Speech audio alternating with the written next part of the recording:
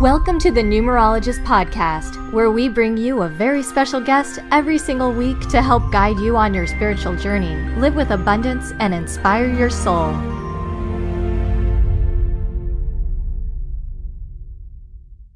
Hi, Patrizia. Thank you for joining me. Hello. Nice to join you, Rose.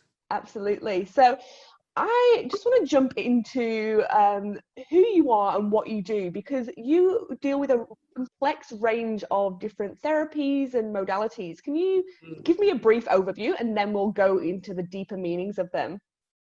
Okay. Well, where to start? So I'm a psychotherapist, which is obviously a person who helps people with mental health issues, starting from stress to much more serious ones like trauma and shame, etc. I'm also a mindfulness and self-compassion teacher and trainer. So I teach individuals, groups, but I then also take people further who want to become teachers themselves. So I'm also a trainer of such people. I also run general life coaching classes.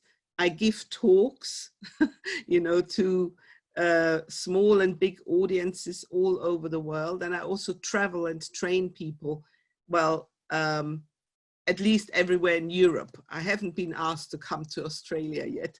And although I've been to Australia a number of times because I love diving, so I also dive, but that's nothing to do with my profession, but with mindfulness, because I really think there's a very strong connection between sort of being in the water, under the water, observing and just being in the moment.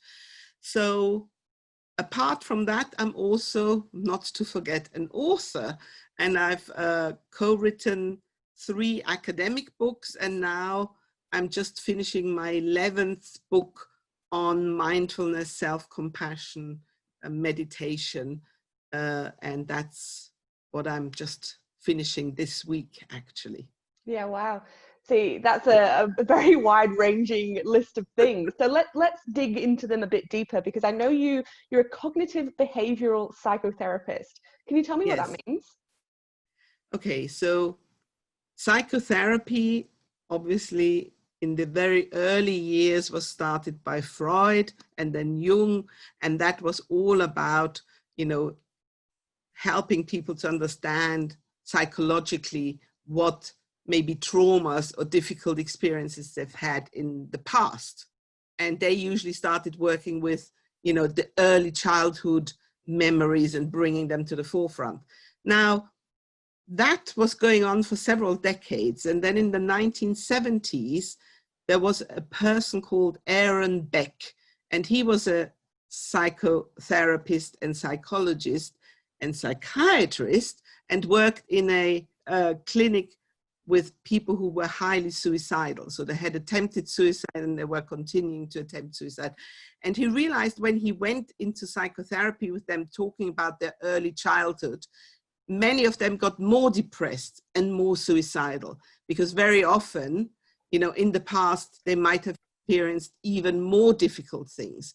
So he said, what I want to create is a therapy that helps people in the here and now, tries to give them life skills in behavior and thinking more helpfully rather than self-condemning, self-doubting. So training them in that. Once they're kind of more stable in the here and now and have a purpose in the here and now, then we may decide to go back to the childhood if that is still necessary. So from that, in the 1970s, cognitive behavioral therapy developed. And I trained in it in the 1990s, after originally training in person-centered therapy, which is generally called, counseling, where you basically just sit and listen and are empathic, but you don't try and change anything. Cognitive behavioral therapy, you try and help people with definite thinking errors or behavior errors, and you try to establish a more helpful, healthy routine. So you might have somebody who has a particular obsession with cleanliness, And you might then train them to kind of reduce their obsession to something that they can integrate into a daily life, so that they don't spend 4 hours tidying up their desk, you know, and then they might lose jobs or relationships because they're never on time. So that would be a behavioral intervention. Or some people have very negative automatic thoughts that tell them all the time they are no good, or life is just too hard, too difficult, there is nothing good. So with cognitive therapy, you help people to actually try and see that there is more than black and white, that there are shades of gray in different areas in life that might actually be not so bad. So you help them to look at different areas that they have simply not considered. So cognitive behavioral therapy very much works with thinking errors and trying to regulate them, and behavioral errors and trying to regulate those. But because I'm, you know, holistic, there's always, you know, humanistic kindness, compassion part of the whole game as well. I'm not like a hardcore just in this questionnaire and learn these new thinking roads. So, you know, so but cognitive therapy is a specific training, you know, which you need to have a sort of an underlying therapeutic training first. So. Okay, because it seems like, and obviously I don't have any training in psychotherapy or anything like that, but it seems like cognitive behavioral therapy, it's almost a necessary part of therapy. It feels like, you know, it's something that people would need during therapy. So what does a cognitive behavioral therapy session look like? Well, there are, you know, as many different sessions as there are therapists or clients. One of the things, I mean, I particularly trained according to the approach of Arnold Lazarus, who called himself a multimodal therapist, so a cognitive behavioral therapist with different modalities. And he said the therapist has to be like a chameleon, adapting to the needs of the client. So that's the first thing. But a cognitive behavioral therapy session very often starts with, you know, what is the particular problem area that you want to work on today? So it's not just talking freely and about the weather and whether you had a nice lunch or whatever, but you actually come with a particular focus, a problem. Maybe, you know, you might come to the therapy session, you want to prepare for an interview because the last few interviews didn't work out well, and you have now lost a little bit of self-esteem, or you don't quite know how to be assertive but not, you know, over assertive, and how to be at the same time, you know, engaging and at the same time answer the questions and not be too nervous. So in the therapy session, we might then prepare a client by actually doing some role modeling, also some, there is cognitive behavioral hypnotherapy. So we might even do some kind of hypnotherapy, but not as deep as trance, but where we teach them like a movie that they are watching, in which they see themselves performing well, in which they see themselves achieving what they want to achieve. And it's like if the brain has once seen a movie, it remembers parts of the movie. So we then instruct part of CBT, cognitive behavioral therapy, is also home practice. So at home, they then have to continue practicing what we developed during the session. And then hopefully by the time the interview arrives, they will be ready, and the brain will have the idea, they've seen that movie many times, where they succeeded, where they got the job. And so they are, you know, more spontaneous, they're less nervous, they're more in the moment, and the brain doesn't throw up so many stress chemicals, and people usually cope better. So that's, for example, one example of a therapy session. But I could give you 100 different ones. Yeah, it sounds extremely sort of individual and personalized, like therapy should be, I suppose. Yes. But I want to talk about mindfulness now, because you're also a mindfulness teacher. And I just want to understand how you came about going into mindfulness and how it relates to your bigger picture. So I lived in the 1990s. I lived for 9 years, first in Hong Kong, then in China. And I first started to be interested in, Tai Chi and Qigong, because I saw all these Chinese people doing these fantastic movements and still exercises all the time. In any park, in any green area you saw hundreds of people, because what you have to realize that, in China, personal space is very limited. So people often go out because there might be 6 people living in one room, and then they do these practices. So I started with Tai Chi and then Qigong. And then I had a big life-changing event. So I had my second child, and soon after his first birthday, I noticed that he was not developing like his elder brother had done. So no speech was coming.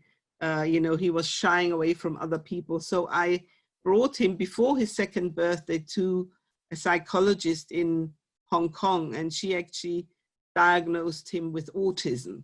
So I suddenly was living, in a completely foreign culture and having a child with very extreme special needs. And at that very moment, I also met a fantastic yoga teacher.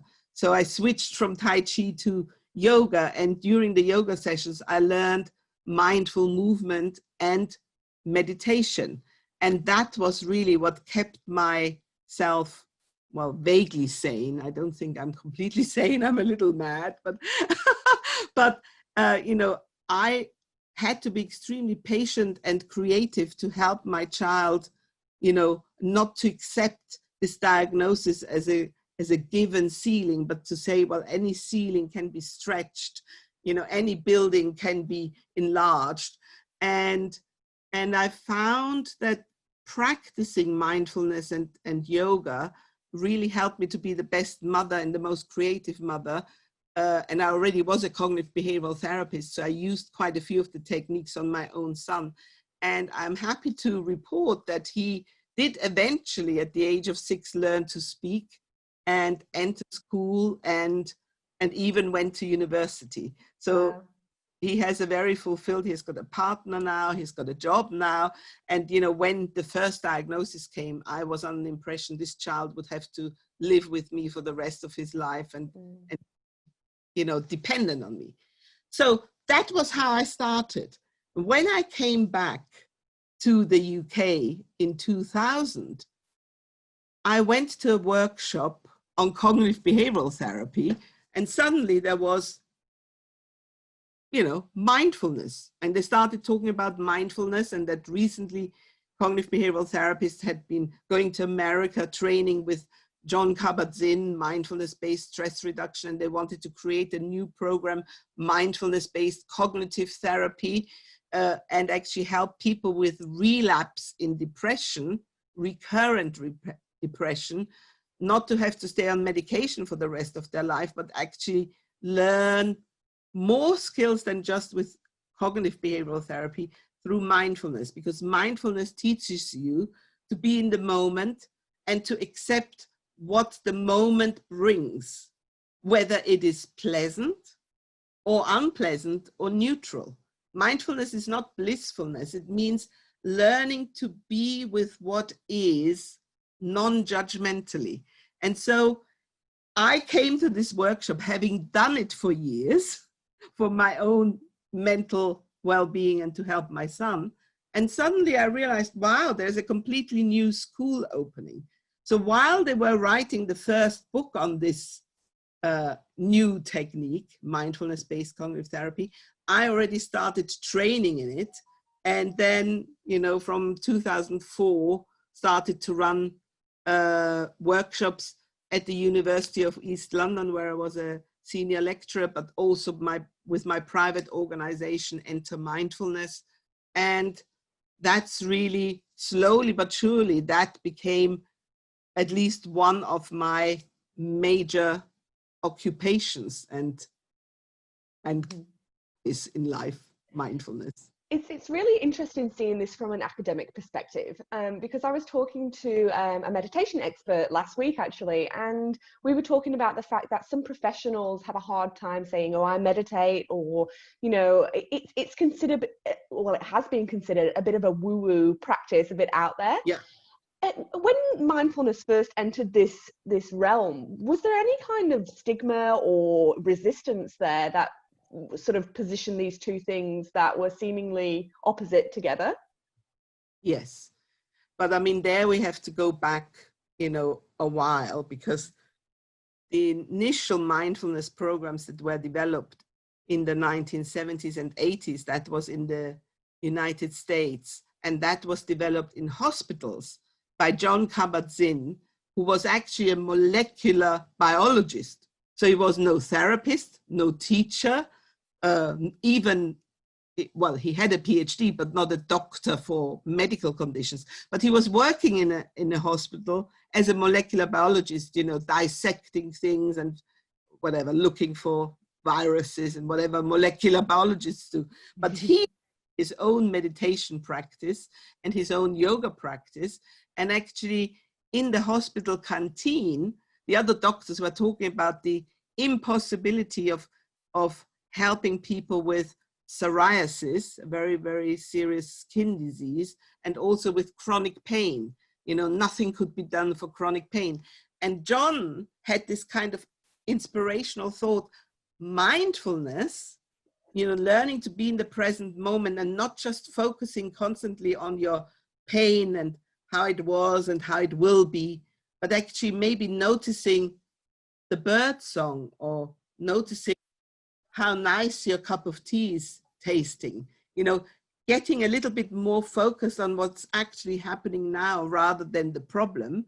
He created this program completely like from his, obviously he used his brain, but from his heart, you know, to help these people. So that was the first program, MBSR, mindfulness-based stress reduction, that was developed. And then in the, you know, in the late 1990s, early 2000s, the cognitive behavioral therapists that were into this, developing, you know, mindfulness with cognitive behavioral therapy, actually one of them was not into that at all, but he was persuaded by his other colleague who was actually a Buddhist meditator. So, you know, then three of them, a Canadian and two Brits, got together and kind of said, well, what have we got to lose? Because whatever we've been doing for the last 30 years in CBT has been helping people with recurrent depression, but not completely. So we need something else.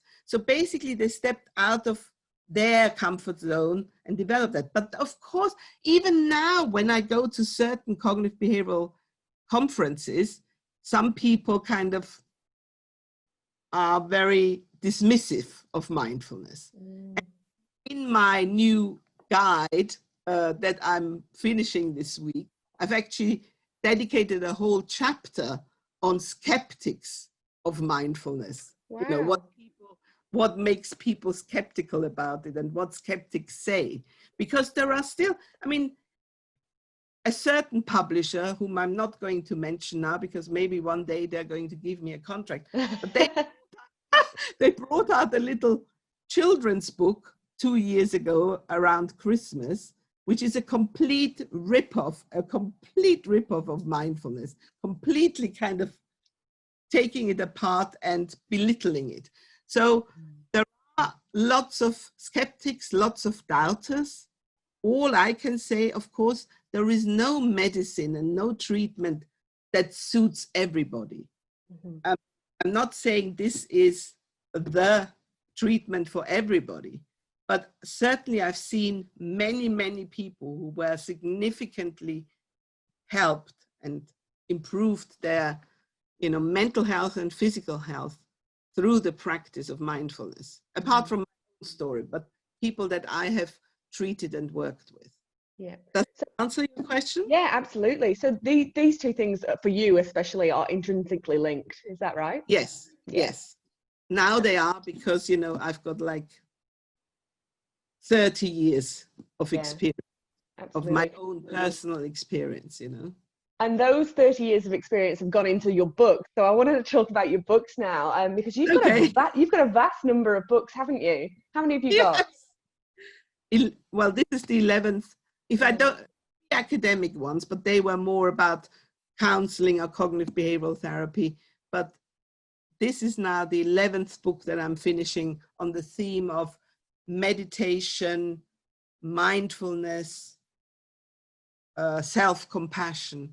Because, you know, the original word, Pali, so mindfulness, originally was a practice that came out of Buddhist tradition, although, of course, all spiritual traditions have mindfulness embedded. But the particular practices that were used for MBSR and MBCT came from the Buddhist tradition. And if you look at the Pali is like Sanskrit, the original language of the Buddha. If you look at the translation of mindfulness from the Pali word, it actually means mind and heartfulness. So it connects the mind and the heart. It actually tells us, and we know that. That's why we have words like heartfelt or it broke my heart. We know it's not just a mind thing, that it's always also a heart thing that we're dealing with. Yeah, absolutely. And I noticed that you've got a few books on like mindfulness diet and recipes and those kinds of things. Yes. So how important is what you eat in terms of your mental health?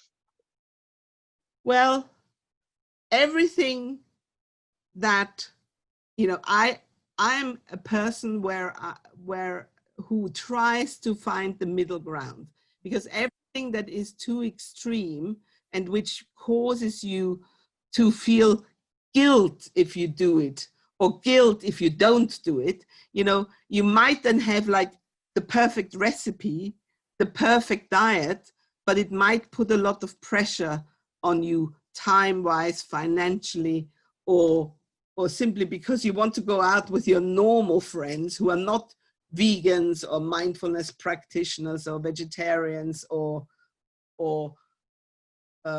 you know, whole food ENs or,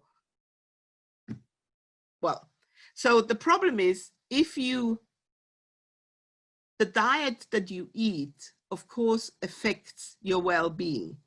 But if you look at research, you know, some research says the healthiest diet is what you find in Okinawa, which is a Japanese island where they mainly eat seafood and very little rice. And they tend to stop eating about 20 to 30% before they feel full.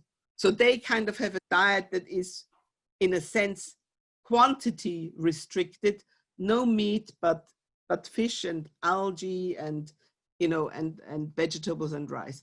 And then other research says the Mediterraneans, particularly southern Italy, although they use wine and they use pasta and they don't use whole food pasta, whole meal pasta, and they do eat definitely fish and seafood and sometimes even meat. And, you know, from the life expectancy and the lower rate of heart disease and the lower rate of cancer, that diet seems to be particularly recommended.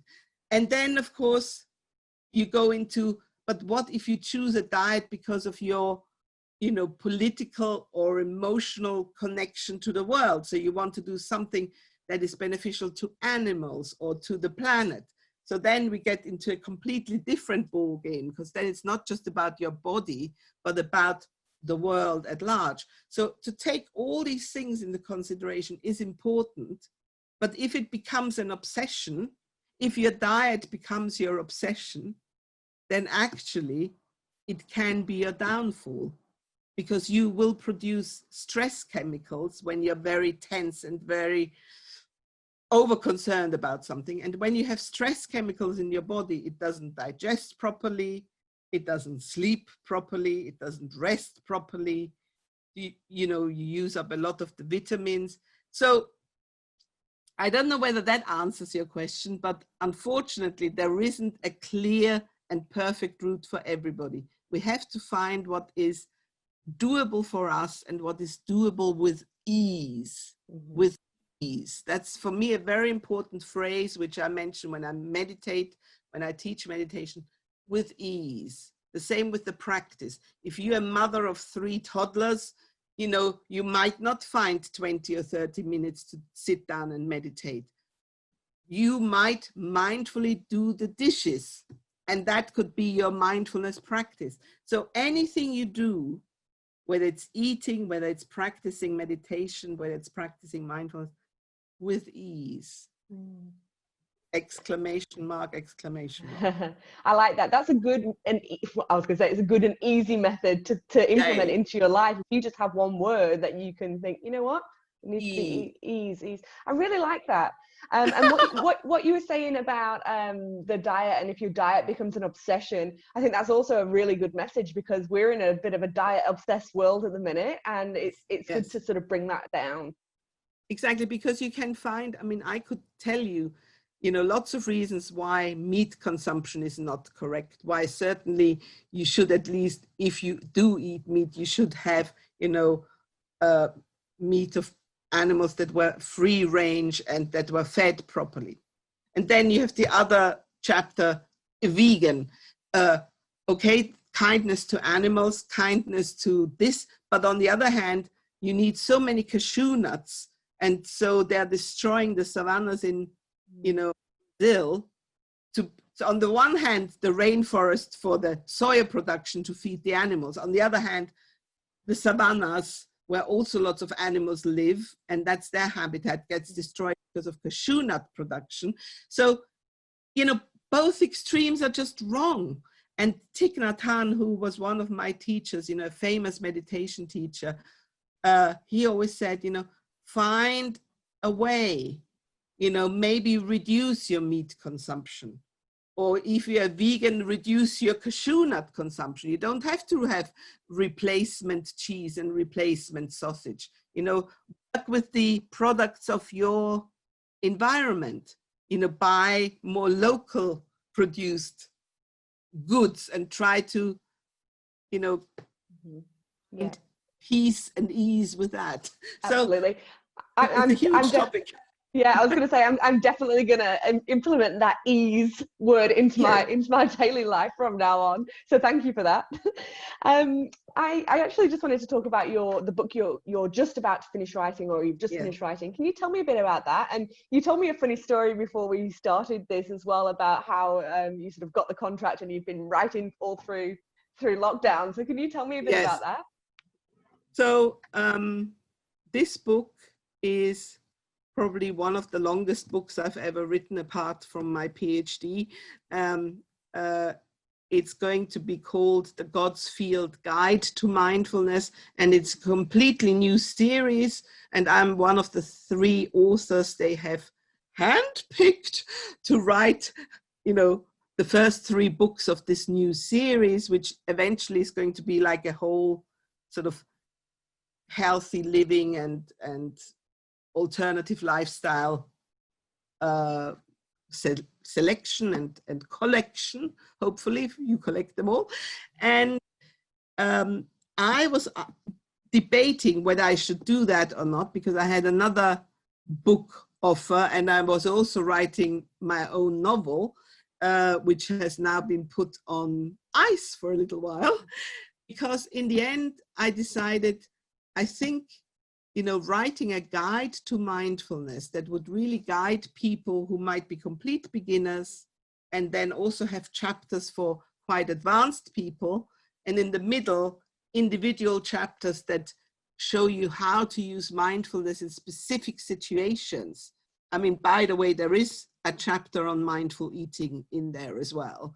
And then mindfulness and sleep, and mindfulness and anxiety, and mindfulness and depression, mindfulness and shame, mindfulness and post-traumatic stress, mindfulness and parenting, mindfulness and intimacy, and mindfulness and interaction with other people. So I've tried to put in lots of different applications. They're almost like each chapter is a little book.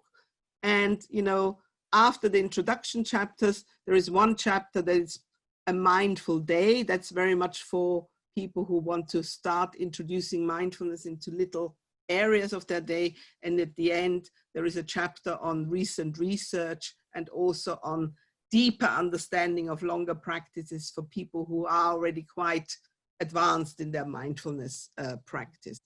So yes, I was debating whether to sign it or not, and I then decided around the 11th or 12th of March to sign it. I had already booked a flight from London to Vienna on the 16th of March, and that was the last flight that was allowed to land in Vienna from UK. Lucky. And I had booked it in November. And on the 17th, they pronounced lockdown.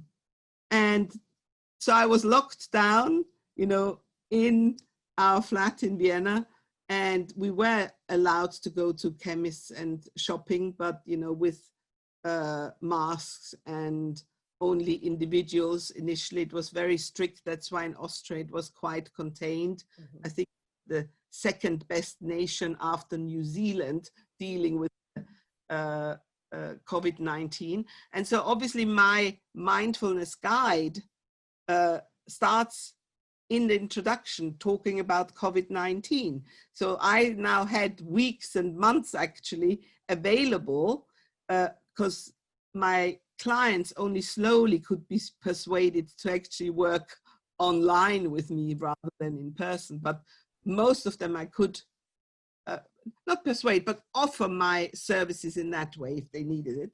But I had a lot of time for writing and for doing research. And so in my case, I was not bored at all. I was actually quite relieved that there was social distancing, etc., because they only gave me like 4 months to complete such a, huge book. And partially my own fault because I couldn't decide whether I wanted to sign the contract or not. And then I did, and then I flew here, and then lockdown happened. It's funny because there's some elements of good things being brought out of what's happening in this situation. And it's funny because instantly when you said, the 16th of March, I'm thinking, what's the numerology of that day? Because obviously, here at numerologist.com, we are all about numerological significance as well. So I might go and have a look at that. How weird is that? Because on the 17th of March was my first day here in Vienna, and my name is Patrizia, which is the same root as Patrick, and that's the name day for Saint Patrick. I was also a little bit funny. How weird is that? Yeah, all these special day, Not that many people celebrate name days nowadays. Mm-hmm. Anyway, if you know anything numerologically significant, you can tell me. I'm going to have a look at the numbers of that day after this, and I'll put them in the show notes if I find anything interesting. Oh, great! All right, you can always send me an email. I will for sure. Yeah, brilliant. So it's been really, really nice to speak to you.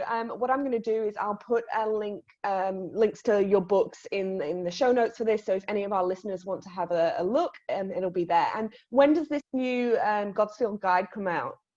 Do you know yet? It's going to probably beginning of next year, because I'm sending it in at the end of this week, and then going to do illustrations and the printing and everything. And they actually said they have a backlog, for books to come out at Christmas. And they said it wouldn't really serve you to come out, with 10 other books on mindfulness. So they'll kind of like a New Year's resolution. Okay. Like that. Well, we'll put the links to your current books now, and our listeners will just have to look out for your book coming out next year, because that seems like a definite one I would like to read, and it sort of helps people across a wide range of different areas of their life. So, and you don't have to read it all, so you can handpick the chapters. Absolutely. And put a link to my Enter Mindfulness page, because I also train people one-to-one, via Skype or Zoom in 8-week mindfulness-based cognitive therapy course. Okay. So what's that website? Can you just say it here so people can hear it as well? www.entermindfulness.com. Excellent. All right, Patrizia, thanks so much for joining me today, and I will speak to you soon. Thank you very much. Bye. I hope you enjoyed this podcast interview here on YouTube. Head to the description now to subscribe to the podcast on Apple Podcasts, Google Podcasts, or Spotify so you get notified when our episodes become live each week. And make sure you grab your free numerology report in the description too. Subscribe to this channel if you want first dips on all readings and forecasts for the cosmic events coming your way.